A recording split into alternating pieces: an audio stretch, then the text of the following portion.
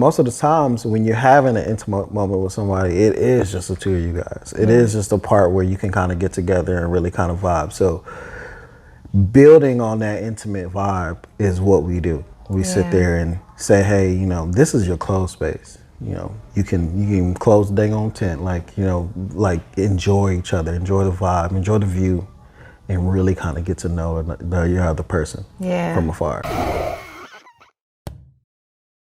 Before we get into this episode, I know you've been struggling with the idea of starting your own business and launching a premium product that you know is going to transform lives. So I have a bomb resource for you. The man himself, Words Taylor, is going to help you launch your product or service for the clients who need your help right now. Now, you can't call yourself a business owner unless you are getting in front of new clients every single day, and Words knows exactly how to do that. All you have to do is tap in so he can teach you his 6-figure launch strategy that's produced over $5 million in client sales. So all you have to do is go to highticketlaunchsecrets.com. That's highticketlaunchsecrets.com and get into the free training. It's happening this week. So go to highticketlaunchsecrets.com and let's get into the episode. Welcome to another episode of the Work and Play podcast. I'm your host, Ariel Young, and I have the fabulous Mr. Saaghir Mitchell here joining me. Part one or two, or I guess you could say half of Elevated Picnics, to share his story with us and share his experience as an entrepreneur. So I'm really excited to get into your story. I'm excited to be here for sure. Yeah, definitely. Thank you for joining me. So without further ado, would you like to introduce yourself? Yeah, sure. Well, I am Saaghir Mitchell, one half of Elevated Picnics, entrepreneur, newly, and was in the corporate world, but decided to kind of like change it up and do something for myself as well as for my lady, you know? Yeah, and for people out there too, as well, just to kind of give them a different experience in the city of Atlanta. And through that, you guys do provide different experiences through Elevated Picnics here in Atlanta, where people can actually do, you guys have an outdoor picnic experience, but you had an indoor picnic experience. Yes, correct. We were collabing with one of my favorite plant shops in Atlanta, man, Tropical Express, ATL. I think they do it like no other. They just kind of cater to the atmosphere. They make buying plants cool, and we were walking in there. We were just like, we love that tropical kind of like sexy theme. So we was just like, let's do it. Let's partner up with these guys, and they were on board with it. And we did a whole series in there of just picnics indoors, like surrounded by like a bunch of plants, and just kind of just immersing yourself still as like you're feeling outside but inside at the same time. It was like a whole vibe. Yeah, for a person like me, I really do want to work on my green thumb. I was like, ooh, I just want to go just to be in the atmosphere. Oh my God, man, when you there every day, like you bound to just buy at least 2 plants.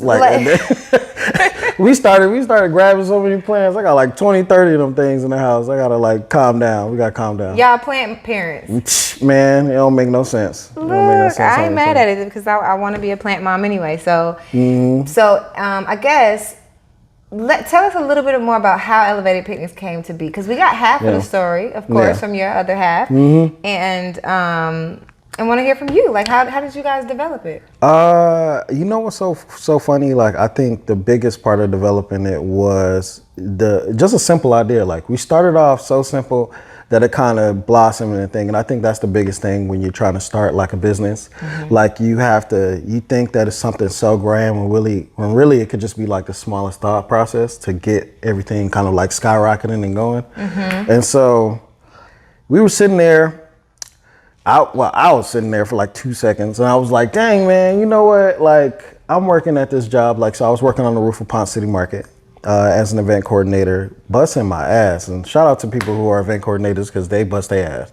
Like 5 a.m. to 5 a.m., just, you know, killing it 3 days straight. You know, we have big events up there. So it was a lot of work. And so during the COVID time, when we was, you know, down and out, of course, all event coordinators couldn't do nothing. You know, we were shut down completely. So, ain't no large gatherings. We kind of had to rework and reconfigure our brains to be like, how are we going to even do this? You know what I mean? Like, make people feel comfortable again. And it was hard work in the beginning of the whole staging process. But in that time, it wasn't happening. So I had to, you know, let myself go from that situation. And sitting out there I've always been in the service industry. So I was a server before I was an event coordinator. Okay. And I've been a server for about like maybe like 8-9 years. I just love serving. I like to talk to people, you know what I mean? So I can tell. You chop it up with somebody, you get that good tip, and it's just like you are responsible for making your own money. So it's kind of like running your own business in a sense. Like you have to be out there grinding and hustling. And if you gone for a couple of days, you don't make no money. So you got to be there in the mix. Yeah. And so stopped doing that, stopped, serving, went to event coordinating, and then was like, okay, I need something to supplement me while I look for another job. So I went back to serving. Okay. And as soon as I went back, I was like, I do not want to do this anymore. Like, I love it, don't get me wrong, but my passion in my mind, because I've gotten so geared into like running my own show with managing and events, I'm like, I want to try to do that. Yeah. So we got together, me and the lady. We was like, I asked her, I was like, you've kind of stepped away from a lot of the responsibilities on your job, as far as like she was teaching dance and stuff like that. And then I've stepped back from my responsibilities of taking this huge title of like, being an event coordinator for sure. And I was like, we need to work together. Let's do it. Like, we're going to sit down. We're going to put this little poster board up in the corner right here. And we're going to just jot some ideas down about how we can get this mashed out. Like, you know what I'm saying? So she came up with some ideas. I came up with some ideas. And then we looked at them objectively from a far standpoint and was just like, that's not going to work. This is going to cost too much to start off with. You know what I'm saying? So we just started marking stuff off. And picnics was one of actually her ideas to kind of build on. And I was like, this sounds cool. Like, I think we could do this. It's not going to take too much money to start up. We already got gear and like stuff that we can bring from home to kind of make this look beautiful. We got plants. We got a bunch of them now, you know what I mean? But we had a lot of plants before then too. So, and then we decided to, bring that in. It was like, bump this. And everything from Elevated Picnic started off with one idea. Like, it was just a picnic basket. It was like, okay, what's gonna represent what an elevated picnic means to us? You know what I mean? And we shopped around. We shopped around online for the most beautiful, lavish picnic basket you could possibly find that was gonna embody what we were trying to express to people. And it's so funny because we don't even use that picnic basket anymore for none of our setups. But it was the catalyst. Like, it was the part that started off the whole thing. So we found the most beautiful one. Picnic basket was like $170 something. I want $180. All the bells and whistles. All the bells and whistles. Had a nice little, wine stand with it. The utensils. Got the glasses with it. We was like, this is it. We get that. As soon as we bought it, it was like, when it came to the house, we was like, we really doing this, Lord Jesus. We ain't playing around. We actually gonna start this picnic company. And that was, like I said, that was the catalyst. It started from that little small thought of just kind of building on a brand. Yeah. I already love the theme of this interview, because when you think about this, having the faith of a mustard seed, that is such a big, it's a big motif in any journey, period. Right. But especially when you go into entrepreneurship. Oh, for sure. Yeah. And so what's inspiring is, of course, the story of Elevated Picnics, we're going to get into. But also, as a man in a partnership, in a relationship, having a business and thriving, there's a whole seed that was planted in you that I would love to get into, because for the women out there, we don't necessarily have the insight of a man, or a man who is willing to be in a relationship and then stick into it and then build a partnership. So what was it like growing up for you? Did you have mom and dad at home? I had my mom and my stepdad at the house. Yes, I did. And stepdad has been kind of in that entrepreneurship lifestyle since I've damn near known he was working. Pops used to sell FUBU, sell all that, on the corners, and then he used to do like window tint. He'll fix cars. Like, everything was about his hustle and his gristle. And my mom, she just stayed in the most beautiful same job since she got here. Like, she got her beautiful job as a pharmacist, and she stayed doing that for the most part because she loved it.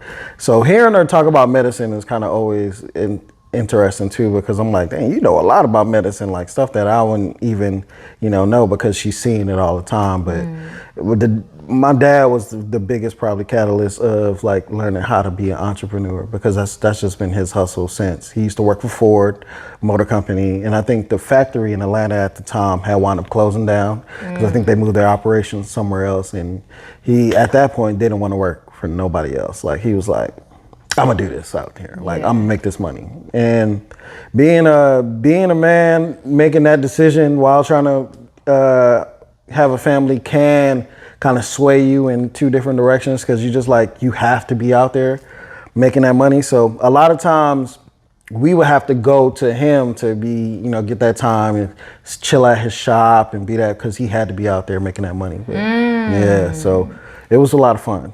I ain't gonna lie. I like the way you even describe your childhood, because one, your dad had this like, I'm not gonna work for nobody spirit, but then you also say my mom had a beautiful job as a pharmacist, and so the way you even express her 9 to 5, it sounds like you didn't grow up with that like chip on your shoulder against like 9 to 5 or working for the man. Oh no, yeah, not at all, because it for the most part of most of my life, like that's what a lot of people did, and that's all I really saw. It wasn't until I started getting older is when I saw that there were actually real entrepreneurs out here making stuff, doing their own thing, really trying to grind. And besides him, like that was the only person and I didn't even know that's what he was considered as, as an entrepreneur. I was just like, okay, that's just his job. He just does that, and he gets things and he makes a way to make money, and he always got a little money in his pocket. So I'm like, okay, well, there's always money to be made out here. Like I never thought like, there's never an opportunity out here. I was like, no, there's opportunities out here for sure. So that keeping that mindset in my head of just like knowing that was kind of very helpful. Yeah, that's for like a mindset of abundance. Yeah, definitely. So when you were growing up, what was it like? What were you really good at? And then what did you think you were going to be when you grew up? Oh man, I thought I was going to be a Power Ranger. Right. I thought I was going to be a Power Ranger. I wanted to be a Power Ranger so bad. You know what I mean? Yeah, which one? Which color? Red. Girl, I want to be Tommy. Okay, why the Red Ranger? Because you know what? I never got into this. I just know a lot of boys want to be the Red Ranger. The Red Ranger was probably like the most lit guy. Like he got all the action. He was the front face of the team. He led his team into victory every single time, and I admired that. I admired the guy who was the strong one, that was like so cool, so laid back. But at the end of the time, he could rough up some zombies for you and like kick some ass. Like, but he got his squad safe. They always safe at the end of the day. So that's what I always wanted to be. I never wanted to be anything like crazy. Like, I mean, not crazy, but like, how like everybody has, oh, I want to be a doctor, I want to be a nurse, this stuff. Like, I was always, let's be a Power Ranger out here. Let's save the world. Yeah. Okay, save the world. Yeah. So at what point did you say, okay, well, let me hang up my Ranger suit, and what did the world tell you were going to be? I think the world taught me to just kind of wing it for the most part. I was actually going to school to be a radiologist. So I wanted to be a radiologist was because my mom got into me.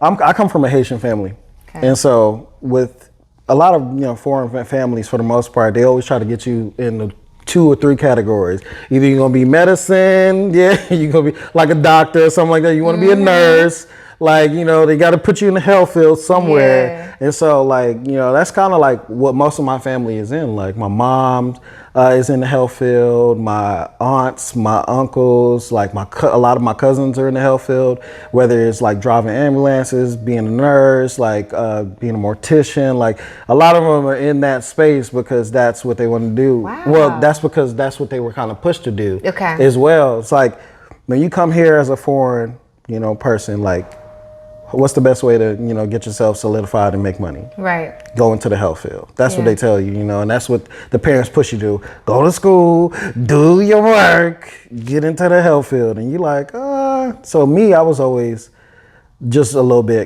different, for the most part. I always just had an abundant personality and just wanted to just be out there talking to people and having a vibe. So I got my first serving job randomly at some pesos Mexican restaurant on flat shows in Decatur, and dude, man, he was the stinkiest manager I ever had, man. This guy just stunk so bad. Like literally, or his personality stunk? No, his body odor. It was just the weirdest thing. Yeah, it was just so bad. But I got the job because I just lied my ass off. He was just like, "You served before?" I'm like, no one's hiring me at this point. I'm a young kid. I'm like, I'm gonna lie. You're gonna be like, "Yo, I've served before. I've done this. I've been in the building. Like I'm kicking shit." And he just like, "All right, well, you can get on the floor then and see what you're doing." And I was like, "Oh Lord, like I'm gonna try. Yeah, I'm gonna try." I hear serving is like one of the toughest jobs. Yeah. I mean, it definitely tests your grit for sure, because you got to be almost malleable with your personality. You got to be able to kind of flow in and out of like moods with people, because some people, they don't want them. They want you to just, greet them but be like standoffish, or some people want you to be like just a no shit taker, or some people want that extra like, "What's up?" Like, and they want to talk to you and like really converse and have this like meaningful kind of conversation with you. And you have to kind of be multifaceted in that to almost where it seems like I get a lot of friends who are servers say that they always seem like they're a flirt. Because with being a server, you're so malleable. With personalities, it's almost seeming like you can converse and kind of get deep and talk to anybody that you want to. When it's not really that you're flirting, it's more of like you just have that that personality. And of course, it does blur the line sometimes. You do feel like you're flirting at some times. It's like, whatever do you need, and I'll provide that feeling that it is that you need. And even if it's just a moment, your guest at the table could be one of those women who just wants that masculine energy. Exactly. So you give her that masculine energy. Yeah, right. And so it might seem like you're flirting, but then I'm also imagining I've been at a couple dining restaurants where it's like a sad situation. You get ready to break the news. You're like, "Can you just bring my bread, please? I don't need too much of your presence right now because I need to break the news." So you got to be able to be like, serious as well. You have to, and you got to know how to like deliver bad news in a gentle and easygoing way. Like, I think the best thing I also learned from there is like how to deliver bad news. Like, what kind of bad news did you your food's late. Your food's not on time. Somebody messed up in the kitchen. Like the item that you really want is not on the menu no more. Being able to come to somebody who's pissed off and come with some type of like reassurance, as well as like a calm, like elevated tone, and really kind of make them feel empowered again. That I have your back is a little difficult sometimes. And you got some people who they don't take waiting or dealing with type of like rejection or something like that well. So you got to be able to kind of like flow into that and be like, "I got your back." You know what I'm saying? We cool. We gonna make it together. I'm in this with you. You know what I mean? I love it. Yes. Don't shoot the messenger. So wait, before I get to ask you this next question, how often do you feel like you did it well, and how many times did you feel like? Oh my God! A lot of times I didn't do it well. Oh man, a lot of times. But a lot of times I did it. I feel like I've succeeded in negating a situation way more than I have, because it's just the initial fear in the beginning, to be honest, that you kind of psych yourself out with. So like you can say, "Oh, I'm gonna say this in my head," when you're like away from the table. But like once you get to that table, you got to be able to kind of like maneuver how you're gonna explain this bad news to them. So I always, whenever I'm approaching the type of situation like that, I gotta come into it with a clear head.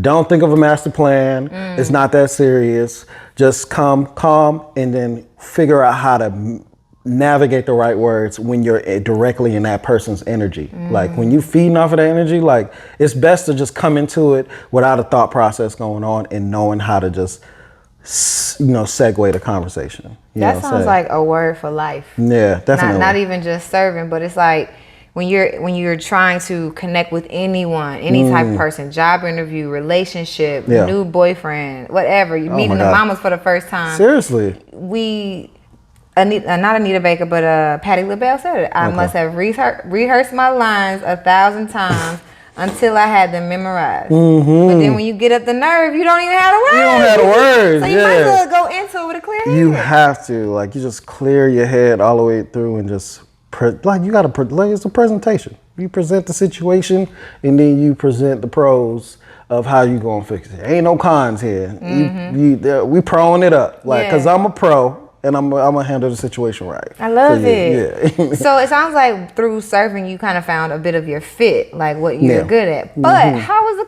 we just skipped over the fact that you went into radiology. We did. First of all, what was your schooling like? What was that process of you like learning radiology? Did you like it? I didn't really fit into it as I thought I was. I think the main reason why I was jumping into it was because, like I said, my whole entire family was into the medicine field.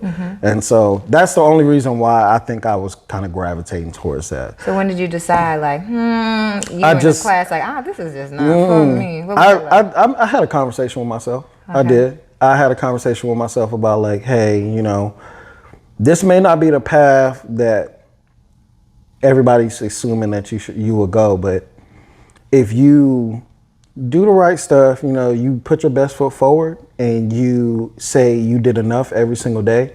I was reading this book from The Four Agreements by Don Quayle. Ruel's Mickey. Ruel's, yeah.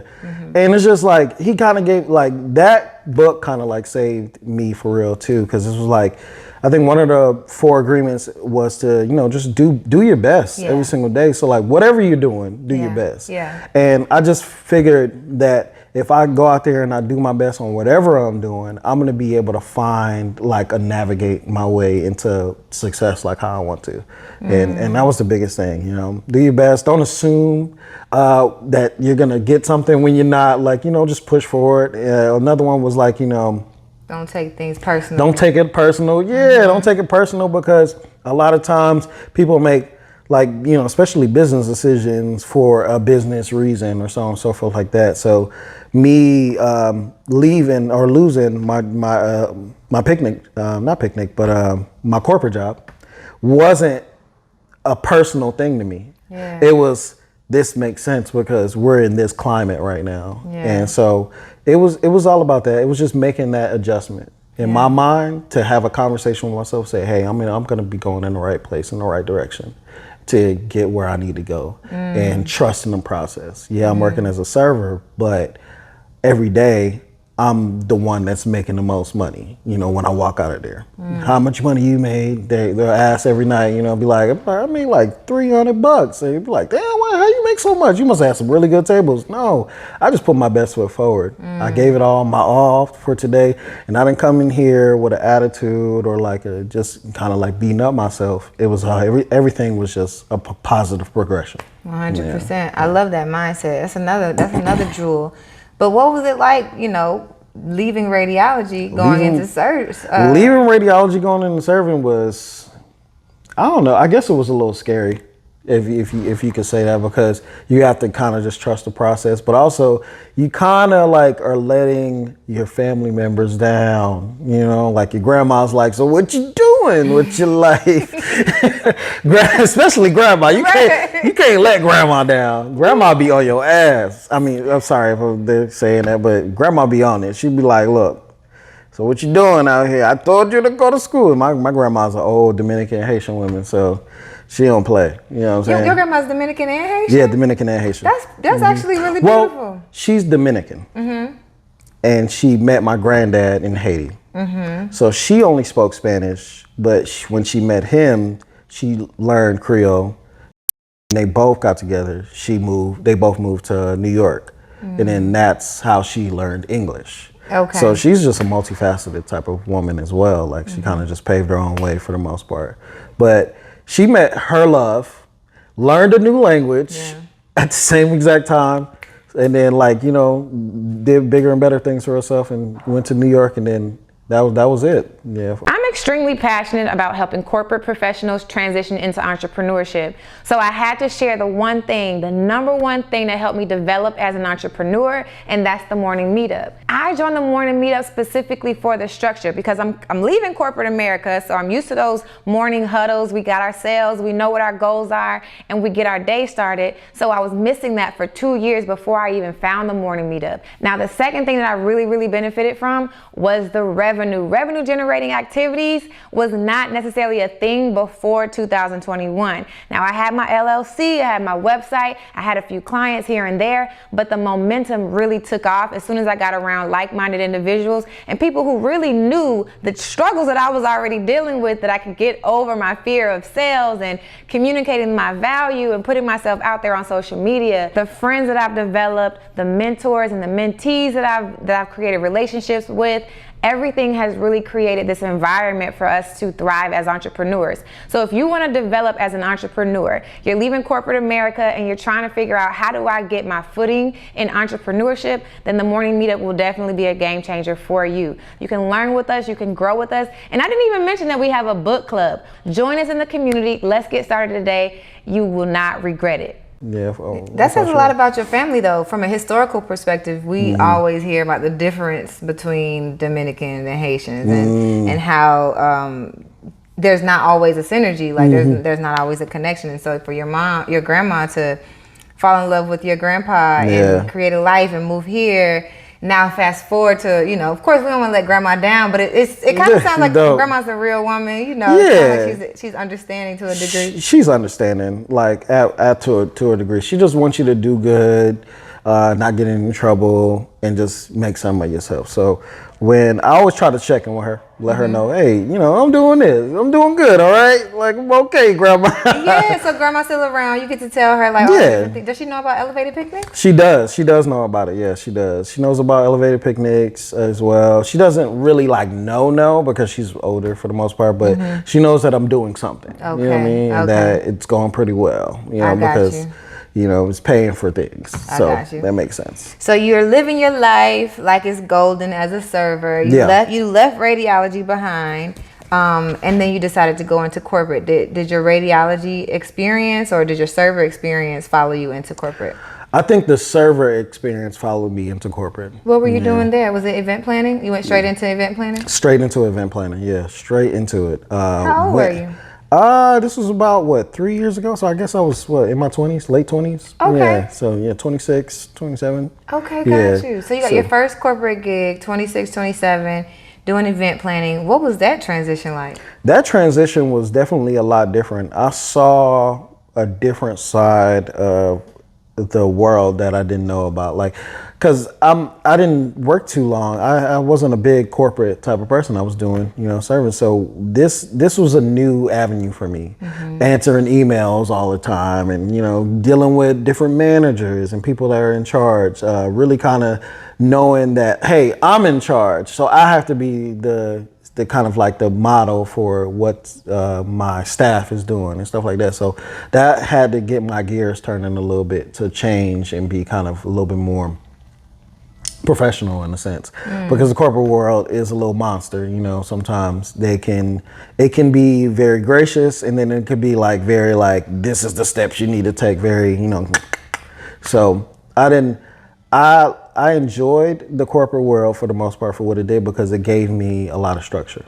Okay. It turned my wild, crazy type of like personality and I guess you could call me, what's that word? Spontaneousness, for like, doing all stuff to kind of like mold it into like a specific, form, where I'm still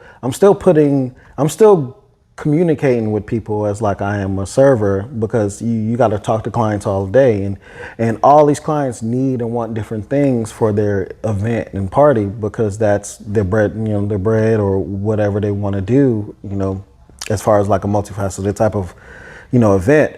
But I think learning how to, pull that together for the most part and kind of get into a vibe where, hey, I want to be your best event coordinator ever. I want to sit here and say, hey, I've done a Google event. I've done, a large Microsoft event, and they were, they trusted me to go ahead and, lead the torch on that. And so, and that was the biggest thing, seeing how much money those people have, first of all. Like the budgets yeah. for an event? Oh my God, What's for the the budget budgets. for an event? What's the biggest budget for an event Whoa, you've seen? man, the biggest budget I seen for an event was about $250K, I think. Yeah. Was that just one night? That was just one night. Yeah, that was just one night. We got paid on that day. Whew, I did. Were you on commission or were you salaried? Salary and commission. Really? I know, right? So if you did your job best, that means you executed the event and then you sold them on like different a la carte things. Like Packages. what other things? Yeah, definitely. What other things did you have to like help them bring to their event? I had to assist them with knowing what type of food they wanted, what hours and they wanted them and stuff like that. How many people to staff for the most part, because I used to schedule all the staffing as well. If they wanted hors d'oeuvres in the beginning, they wanted a champagne wall or something like that, or some type of greet to like, get champagne the, wall. yeah, to get the, because like when you got like 400 to 500 people, you in the beginning, the bar can't service all those people at the same time. You need an initial meet and greet. So like getting that champagne wall, something that can put something in somebody's hand right away, immediately relieves the stress of the party, as well as gives everybody in this kind of like fun, kind of like vibe. You know what I mean? So that's the best part. Like when you think about parties, you always have to think about how you can best make the guests work the least. You know what I mean? And that's what we do with our picnics too as well. But with large parties for the most part. The donut wall. Yeah, the donut wall's a thing. People love that.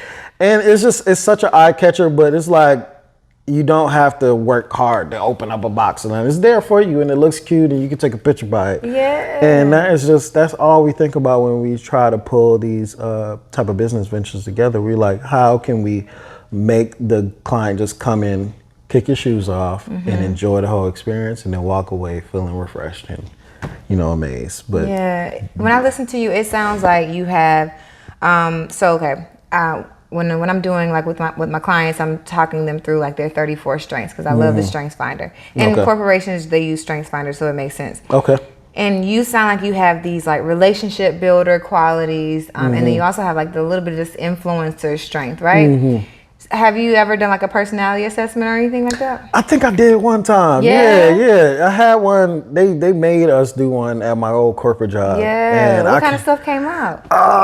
You caught me, because I can't remember what's on that dang on paper right now. I can almost guess though, because I'm hearing you being able to understand how people move through the room, understand like how to basically like psychology. How do you set up the experience so that their emotions, they're at the height of their emotions, you can capitalize on those high emotions, you can move them to different parts of the event. I'm just hearing that. Yeah, and that was the biggest part. That was kind of like the biggest part I learned from there. And my mentor, who was my boss at the time, he was in events for the longest, and he taught us that, like, how are people going to move around and navigate this room? We need to have a flow.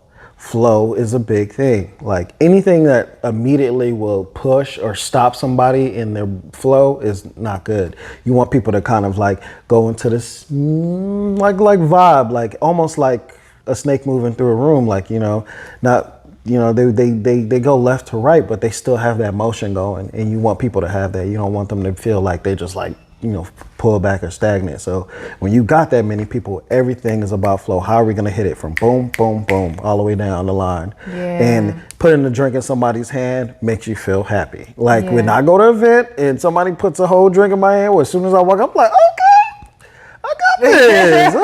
Let me sip and enjoy. You know what I mean? So that's the biggest thing. Like, absolutely. Just catching the flow. And I think that's also like, how we catch the flow with our stuff, because most of the time we're not like anybody else when it comes to like picnic company. Like I think we make it so like your living room / your home that people are like, I love this. Like I've seen people fall dead asleep in our stuff, like snoring, like Yeah. like, oh, you was that comfortable? Dang, okay. That's good though. Yeah, like for So real. is that like is that one of the selling points that you offer? Like how do you guys like position elevated picnics so that the customer knows the type of experience they're about to embark upon? Oh, say that again. I'm sorry. So like when you guys set up, elevated picnics and you say, hey, this is what you're gonna get. How do you guys like position it like from a marketing perspective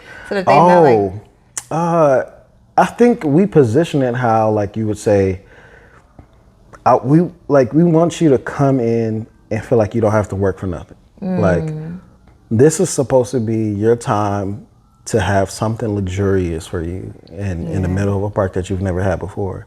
Yeah, you can go to a restaurant and you sit in there and it's a nice opulent place, but you're sharing this with 100 and something people, and it's nice for a little minute and then you walk out. But like something that's kind of like built for you in a little catered zone in the park, you know what I mean? Because people love going out to the park. You love going out to the park. You love having picnics. You want to put a little blanket out there all the time and you like the enjoyment. But how about let's take it to the next level? Let's elevate it.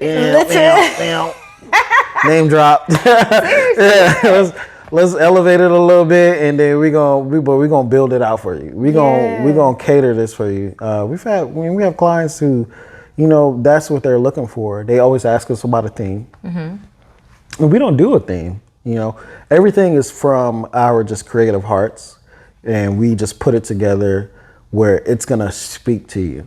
It's all about elegance. It's all about luxury, and it's about not wanting or needing for anything.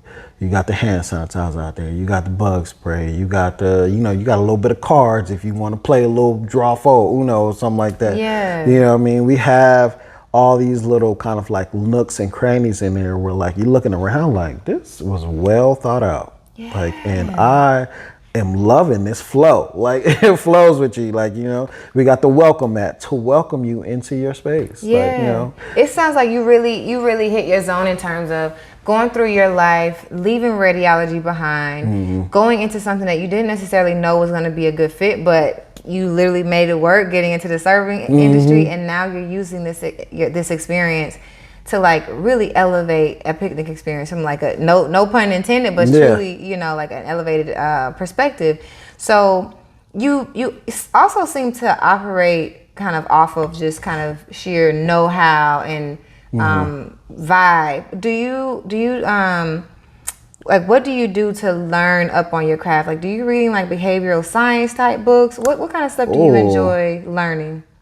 I think for the most part, I just like to learn what people like. I sit there and I watch like little educational videos on YouTube all the time about like what people want in luxury. What do they, want to experience when they want to go and experience something. Like if they're going out to say the aquarium, what are you looking for when you go out there? What are you wanting to experience, and how is the Georgia Aquarium or any aquarium like that is captivating you? Yeah. And so with that's what I'm looking at, for the most part. I also look at people who have like event companies or event spaces. Like what are y'all doing out there? Like how are y'all gravitating towards people, and what are they asking for? Yeah. So what are some of those things that from a luxury perspective? Because I know there's a difference between just a regular old picnic and going to you guys. And the way you put it together from the outside looking in, I'm like, okay, that's really cool. Could I do that? No. But you're doing the research, you're doing the R&D of like understanding what should you guys bring to your experience. Yeah. So what are those like top 2 or 3 things that stand out in a luxury perspective that you specifically or intentionally bring to the business? I think the first and foremost of a luxury picnic is taking that want and worry out of the customer's hand. Like we're building this for you so that you are just giving us the baton. Like you're basically trusting us with putting something beautiful together for you, because a lot of times people working, like they work a 9 to 5 or they work a heavy job, and they just don't have the time to put the whole entire tent together, you know, put the blankets out there, the flowers and stuff like that. They just don't have time to grab all these, like, you know, items. And we're taking that kind of like part for a person and saying, hey, we got you. We're gonna grab this for you. We're gonna build this out for you because we know you want something sexy out here in this beautiful park. So let's go ahead and you just tell us when and where, and we got you. They don't have to do anything when they get there. They literally just sit there, and everything is within arm's reach. Everything, essentially. Like, you can literally come out there and just grab it. You know what I'm saying? Chill and go to sleep. Chill. I think people also, like, they love the fact that, you know, we don't necessarily sell alcohol, but we provide you with a bottle of wine with your picnic. And because, you know, a lot of people, they want something to drink on, something to just enjoy and like turn this picnic into something opulent, you know, something beautiful. And so with that, you know, we giving out you real glassware to put your wine in so that you can just sit there, you know, you got your little picturesque moment. You hit your glass, now you really in some luxury, you know, you in some vibe. So I think that's the second thing for the most part. I think the last thing will probably be just how it's so well thought out and beautiful that you can have a birthday there. You can propose to your wife. You can propose to your girlfriend or your guy friend. You can, you can do so much. You can have a blind date in there if you wanted to, you know, out of nowhere. Or this could be a first date. That's a cool idea. You know what I'm saying? Yeah. Like it could be a first date place for the most part, so that it's taking that part out of your hand, you know, for the most part, because a lot of times you want to get to know somebody and you got this in trying to have an intimate moment. The top 3 responses that I get when I ask, why do you want to leave corporate America, are that you want financial freedom, you want to own your own time, and you want to build a legacy for this generation and generations to come. Now, this is not a solo job. In order to transition from your 9 to 5 into entrepreneurship, it's going to take community and it's going to take resources. And I've created the community of pioneers who are going to wrap around you and help you make that transition successfully. So if you're interested in leaving your job, go ahead and click that information below. Let's get into the community and let's transition from your 9 to 5 into entrepreneurship successfully. Now let's get back to the episode. Most of the times when you're having an intimate moment with somebody, it is just the two of you guys. It is just a part where you can kind of get together and really kind of vibe. So building on that intimate vibe is what we do. We sit there and say, hey, you know, this is your closed space. You know, you can close the dang on tent, like, you know, like enjoy each other, enjoy the vibe, enjoy the view, and really kind of get to know your other person from afar. And because you guys built Elevated Picnics as a partnership in your relationship, I feel like you guys bring that sense of love and family to Elevated Picnics so that people who are going through those large milestones feel comfortable reaching out to you. Do you feel like your partnership is an asset to Elevated Picnics? Do you notice that? Oh yeah, definitely. It is an asset. I mean,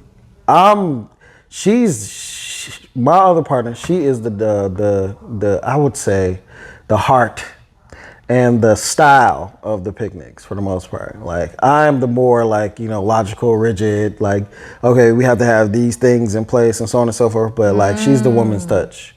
Like the woman's touch is always kind of like, you know, y'all just have so much of a deeper meaning into, you know, really what style and like elegance is, because y'all are elegant creatures for the most part all the way through. So I think that plays a big part in it for sure. That makes sense. So what you're saying is what you bring to Elevated Picnics is your experience in serving, your understanding and what the client like needs and how to deliver it. Maybe even know like the quality of like the items. And what you're saying is your partner brings in like the feel and the psychology behind it and the value, like the style, all that. The feeling. Yeah, she definitely does. Brings that style, brings that kind of like sexy quality of like a lot of stuff that I would see put together, I wouldn't understand it at first. Like the way that we build out the picnic at first and how how elegant it looks. And then I'm thinking to myself, I'm like, this is literally somebody's, like, this could be somebody's living room. Yeah. Like, this could be somebody's sexy living room right here. And we put it together so well. Like, and then I had to realize how also, like, I had to kind of, build that in and be like, okay, well, let's make this into a lounge area. This is the lounge area. This is the table. What is this person going to do when they sit down and they pour their glass of wine? Where are they going to put their glass? Yeah. And we do that. We think about that as well. Like, okay, and I'm that person that's thinking that, like, okay, well, I need to position a table here and have this over here, and then y'all can build around it, because I know that once this person has their little meats and their cheeses and they sit back and they got their wine, they're gonna be like, and they're gonna put their glass And down. relax. And Yeah. relax, and they be like, this is beautiful. Yeah. So from a man's perspective, we know that you grew up with your mom and dad. We know dad gave you a great sense of entrepreneurship, and mom gave you the respect of, like, she had a career that she liked and she's very well educated about. And now you're not only in a relationship with your business partner, but you are also becoming a dad. Yeah. So, like, do you feel, or what do you feel like is the best part about, like, building your business with your partner? And dare I ask you, what is the challenge that you experience with building a business and an empire with your family? I think the biggest challenge, for the most part, is the communication. Yeah. Because you are in something so, blossoming, that you want to be able to not only give the respect and the know-how to your partner, but also you want to be kind of like very business oriented and not want to do business all the time. You got to kind of have that balance of, like, okay, we can't talk about work all the time. We gotta be able to, like, be in our vibe and, like, just kind of enjoy each other, but also, hey, we do need to answer these emails real quick and so on and so forth. But I think the biggest thing is communication, because the communication rules the nation. Like, it is the biggest part of how we kind of navigate this whole thing. Like, okay, we're gonna do work between this hour, and then we're gonna settle down and kind of vibe into us, and it keeps your mind fresh and you fresh at the same exact time. And you guys both, because of the pandemic, you guys both were experiencing life transitions and work transitions. So what was it like, depending on and is it okay if we so Kaneisha, like, is it so, because I'm like, we've been saying partner, and I'll be like, I know, right, Kaneisha? Because I be thinking, like, nobody really knows where, but, like, Kaneisha's dope. Yeah, so I was just saying, like, and because we got her story on the podcast earlier, we know that you guys were both going through, like, career transitions and really leaning on each other in this time. So, like, for you, leaving the serving industry and then going into corporate and as an event planner, then going into saying, hey, let's go do elevated picnics together. What was it like having that support, or what was it like, experiencing that together? Man, it was definitely exciting and different, because you got something where this is like y'all baby, you know what I'm saying, and you kind of trying to mold this thing together and really kind of trust each other's, like, judgment a lot. And so it was cool. It was such a vibe, because you got somebody, a lot of times you have a partner, and I don't know if this is true for a lot of people, but it's like one person's a little bit more pushing for something than the other person, and the other person's kind of tagging along for the most part. Or you got where they don't really feel comfortable about it. But then when you have two people who are together and they feel really strongly about something, and they're putting just as much effort in as the other person, it kind of makes it so much better. So, like,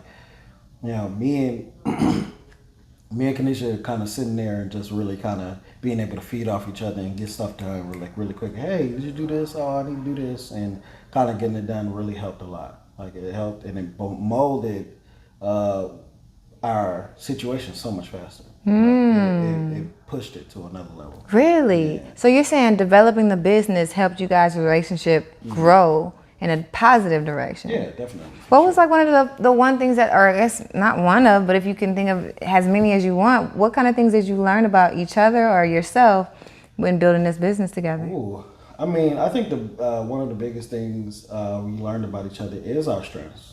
Is our strengths and our weaknesses, and how we kind of communicate with clients and other people, and what we want and what we need for the business to thrive. Because when you're looking at like a business in turn, like when you have when you have employees, you know who's stronger at something and who's weaker at something, and so on and so forth, and who's better at doing this job, and so on and so forth. You know, this person's good at greeting people and getting that vibe in. So I think what we learned is that you're a little better at emailing. What I'm gonna do is I'm gonna watch you do this emails and stuff like that, and so I'm gonna go ahead and figure out what's our language in this. So that the elevated picnic emails all sound the same. Yeah, exactly. So like we're communicating together. We already know what the other person might say or think because we're communicating that like this is our language. It's kind of creating like a whole different nuance and vibe. Yeah. And so we had to figure that out for the most part. That was a big thing, and also how to say no sometimes to a lot of things because we don't want to wear ourselves too much, and with jumping into a new venture, you don't want to feel overwhelmed and be looking at the other person like you didn't do this. You didn't do that. Like no, we can't blame. We're just gonna elevate each other and keep getting better at the same exact time. Yeah, I love this elevated motif. So you literally every time. So you guys both come from corporate spaces, and the experiences clearly were different. What would you say you bring from corporate into elevated picnics, and then what would you say she brings into elevated picnics from corporate? Oh wow, yeah. I would say I bring probably like it's so funny because I say that we're bringing something from corporate, but we also kind of bring our own personalities into it. But as far as like from corporate, I kind of learned about the ins and outs of how to structure events, and what we needed beforehand to be able to make the process smooth for people. So I think I brung a little bit of that, like there's just that knowledge of like how to, how are we gonna do this where it's not gonna be too hard. It's kind of almost automated, where we can put these necessary steps in place in order to do that. And I think Kaneisha, she brung like a, I don't know, like I guess I would say probably like because her corporate area was a little bit more refined than I was, and I think she brought a lot more of like a, I say that she's very like, elegant with the decor and stuff like that, but like at the same time, she knows the ins and outs of like how to send out information for like corporate stuff. So like teaching me that, like teaching me, okay, like, there's steps and places on how to get this done, and really teaching me that, like that stuff, because it was hard for me at first, because I'm like, okay, I'm still learning, like I ain't all the way in there. You've been in there for about like a couple years more than I have, so you know how to do all these Excel spreadsheets and stuff like that, and I need to learn that from you. Yeah, I get it. You bring the front of the house know-how of like how do we do these big events? How do we deal with a company that has a budget of $250,000, and then how do we spend that money? Like what does this thing need to look like? Exactly. And then on the back end, Kaneisha's like, okay, well this is how we do the paperwork. This is how we communicate from an email perspective to the client. Yeah. So the front end, she knows the back end. Yes, That's what it sure. sounds like. Yeah. And then the elegant piece, like of the experiences, where she gets to bring her creativity to the experience. Yes, definitely. I got you. Yeah, I love how you said that. She's crazy. I love it. Yeah. So as you embark on this journey together, you guys are building this baby of elevated picnics that people are seeing all over Atlanta, and That's exactly where I was going with Yes. it. Literally, this baby and your new baby are two of you guys' creation into this world. So what is it like becoming a father in this new like space in your life? Oh man, it was never a thought process in my head that it was going to happen this fast or happen around this time. So the fact that I'm kind of going on 2 new journeys is awesome. Like being an entrepreneur, being a new father coming soon, and really kind of. Hey guys, it's Ariel from the Work and Play podcast. If you're getting any value from this channel, and I mean anything from the tutorials to the podcast to the random videos that you see on this channel, then I just ask that you do one thing. Please subscribe. Subscribe and share this to anyone that you think this resonates with, and drop a comment below so I know what other things that you want to see next. Now let's get back to the episode. One day at a time and really understanding where I'm at. No, like looking into myself more than anything, because I want the best for that child, and knowing and getting really good at communicating. You know what I'm saying? Because I want to be able to be there and be like, yo, you gonna be the finest little thing ever. Like, baby, you gonna live, you gonna kill it. Like, I want to be that person. Like, to instill, like, kind of like how Will Smith does his kids. You know, Jaden and Willow. Like, just kind of instill, like, kind of you can do whatever the heck you want to do. Like, get out here and make this money, or just be like a creative being, and so on and so forth. So that's what this has kind of taught me for the most part. Is, you know, really it's just about believing in yourself and having a good support system, support team, and trusting people, because you can't do it all by yourself. Oof, say that again. That's a definitely a lesson. Yeah. So when you think about your upbringing, are you bringing any of that you grew up on into your fatherhood and your fatherhood experience? I would say I'm taking a little bit of it, and like I think we all, for the most part, bring parts of our childhood into our adulthood. A lot of it, for the most part, because you know a lot of that shaped the person that you are until you got to a point where you started seeking information out for yourself. And I think I want to bring that there. You know, I want to bring my little experiences, the ones that I've obviously loved, watching Lion King, watching Power Rangers, just, you know, like little stuff. And then I want to also take the steps, because I'm more knowledgeable now, to be able to say, hey, there were some things that my parents didn't do that when I have my child, I'm having my child, that I hope that I'm going to go ahead and instill in them and see how that works. See how, like, you know, because I think people always talk about how their parents didn't tell them about taxes and like stuff like that, and just like, you know, put a little side of money and really kind of the essence of it. And I want to see how that works for a kid, because I didn't really get that when I was a kid. But my parents, you know, it's not like they didn't want to, of course. It was just that, you know, being a black family, they working, you know, and that's all they thinking about. They thinking about taking care of you and working, and whatever they can do. And, you know, they just want you to be good, you know what I'm saying? And if you need to go to college, go to college. But, you know, that's kind of how a lot of people are conditioned for the most part. Yeah. It sounds like you're not going to push either specific way, like entrepreneurship, 9 to 5, college. Are you pro any one of them? I think I am probably pro finding your own path. Pro finding your own path. And if you don't know, I'm going to give you the options. Let's see what's out here for you. But at least you'll know that there's a bunch of stuff out here for you. And it isn't that serious. And for the most part, there are so many like jobs and things that you can do out here that people don't, like, you know, you never even knew it was a career thing.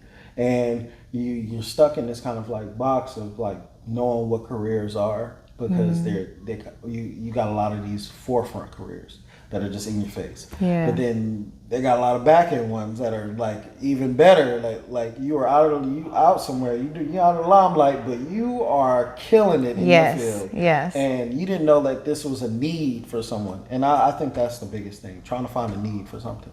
And where you at, and what's the need. You know what I mean? Because if you can find that need, and you can find somebody to like facilitate that for you, or you to facilitate that for them, you can make bank out here. You can make bucks and be successful. Really do it. Be successful. Talking to people for the most part is a big thing. You know, I love like stuff.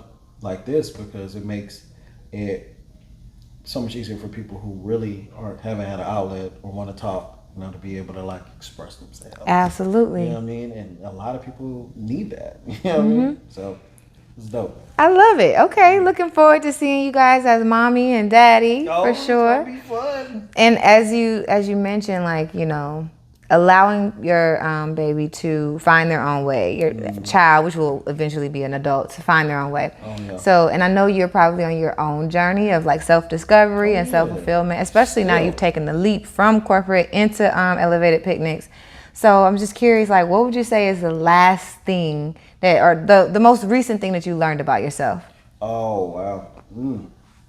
Man, I think I learned that I have a better capacity to be, I guess, a parent in a sense, because I have a dog and a cat, and I look at them sometimes and I be like, these two little ones are like children, and I'm just like, I'm trying to figure out how to communicate with them the best way, and I'm like, okay, this is going somewhere. Like, at least they listen a little bit. But I think that's probably like the biggest thing, and also just believing in myself, believing that I could sit out here and just, like I said, do my best every day, put my best foot forward, and in that way, that in turn leads to prospering future for the most part for myself and my partner Kaneisha and our family. Just kind of really believing in yourself. You know what I mean? Yeah, absolutely. Yeah, because if you don't believe in yourself, you can't believe in others. You can't. You can't. It ain't going. It's a two-way street. You got to work it out for real, and you got to put your trust in yourself. And then once you do that, build yourself out. I think of myself as always like having this kind of like little small person inside of me that shapes the person I am outwardly. Yeah. And if I'm feeding that little person that's inside of me trash and like just horrible stuff, it's shrinking. Yeah. So I could look like I'm big and bold outside of the skin, but like inside I'm hurting. So how can I switch that? I feed that little person inside me good stuff, positive energy, positive vibes, so that when I look inward, I know that I feel strong. I am strong. Yeah. I can do this. Yeah. And that's the person that people should be feeding. Yeah.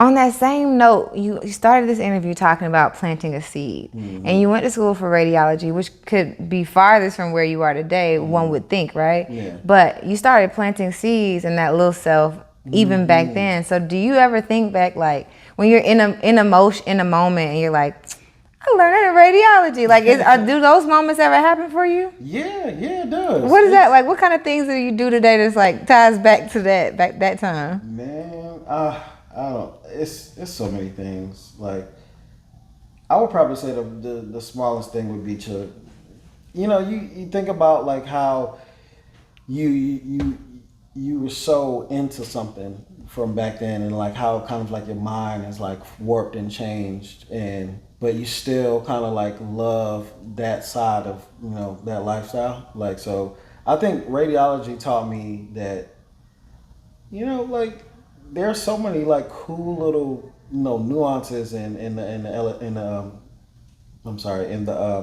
medical field, and that you can do something cool there, you can have fun, but also bringing that to the next table and like being able to enjoy the experience all over again. Like, just take your time and do right. Like, it's not going to be it may not happen. It may not be the goal that you take. But I mean, I learned that it wasn't, and I take it with me every day. I feel you.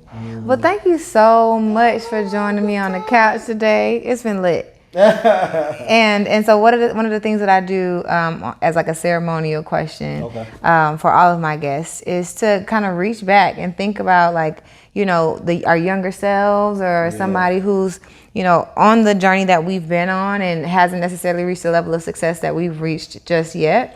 So when you think about like reaching back to that person and whoever that person would be, what would you say that would really help them get the clarity that they need to kind of either move forward or take the next step, either, go into like whatever it would say, like, okay, go from radiology to serving, because this is what is, my path. Like, what would you tell that person to take a chance on themselves? Oh man, the best thing you can do when taking a chance on yourself is really believing in yourself. I think when you sit there and you invest in yourself as much as you can. I know it's kind of hard investing in yourself, and it sounds like it's easy, but when you are, say you're in a relationship and everything is about that other person, and you're so focused on the other person that you kind of forget yourself. And you have to learn how to rekindle that flame into yourself, love yourself,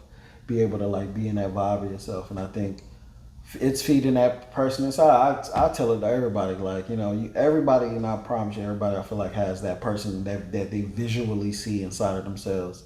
And if you can look inside yourself and feel like that person inside of you isn't as strong as you want them to be, there's some things that you need to work on. There's some things that you need to, sit down there and come to a man to man or woman to woman with yourself. So building on that person, say, hey, if I said I'm going to do this, I need to do it at this time. I know it hurts to do it right now, but get it done. Yeah. And then that makes you feel good. It's like, oh, okay, I got that done. What else can I tackle? Yeah. And you start doing things, and you just like, you become a better person. Like, you get that vibe. So I think that's the biggest thing for the most part, is just believing in yourself, because it's hard. It's hard out here for everyone, I think. Not just the pimps. Not just the pimps. Right. Oh man, I was looking at this interview with Mary J. Blige. Mary J. Blige is amazing. She's freaking awesome. I mean, one of my favorite R&B artists, and she was in a depressive state.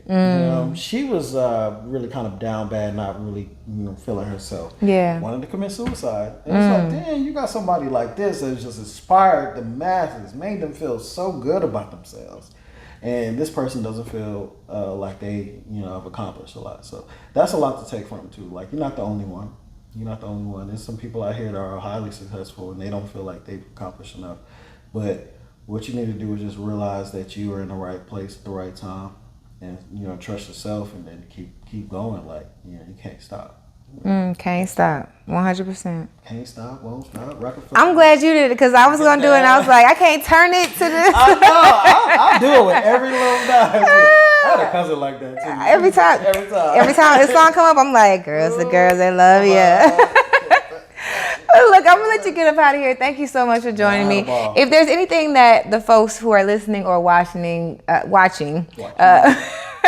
got from your story and they want to connect with you, how can they get connected with you? And then how can they even book an elevated picnic?